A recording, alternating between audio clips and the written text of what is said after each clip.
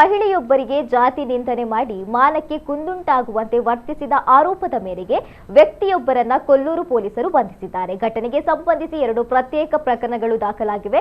ಬೆಳ್ಳಾಲ ಗ್ರಾಮದ ನಿವಾಸಿ ಮಹಿಳೆಯೊಬ್ಬರು ಆಗಸ್ಟ್ 6ರಂದು ನೀಡಿದ ದೂರಿನ ಆಧಾರದ ಮೇಲೆ ಸನತ್ ಕುಂದಾಪುರ ಎಂಬಾತನ ವಿರುದ್ಧ ಕೊಲ್ಲೂರು ಪೊಲೀಸ್ ಠಾಣೆಯಲ್ಲಿ ದಲಿತ ದೌರ್ಜನ್ಯ ತಡೆ ಕಾಯ್ದೆಯಡಿ ಪ್ರಕರಣ ದಾಖಲಿಸಿ ಆರೋಪಿಯನ್ನ ಬಂಧಿಸಲಾಗಿದೆ. ಈ ಪ್ರಕರಣದ ಹಿನ್ನೆಲೆಯಲ್ಲಿ ಸಂತ್ರಸ್ತ ಮಹಿಳೆಯ ಕುಟುಂಬದವರು ಸನತ್ನನ್ನ ಮರಕ್ಕೆ ಕಟ್ಟಿ ಹಾಕಿ ಹಲ್ಲೆ ನಡೆಸಿದ್ದಾರೆ ಎನ್ನಲಾಗಿತ್ತು.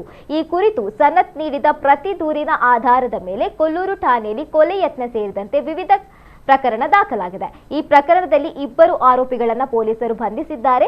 2 ಪ್ರಕರಣಗಳ ತನಿಖೆ ಮುಂದುವರೆದಿದ್ದು ಉಳಿದ ಆರೋಪಿಗಳನ್ನ ಶೀಘ್ರ ಬಂಧಿಸಲಾಗುವುದು ಎಂದು ಪೊಲೀಸರು ತಿಳಿಸಿದ್ದಾರೆ.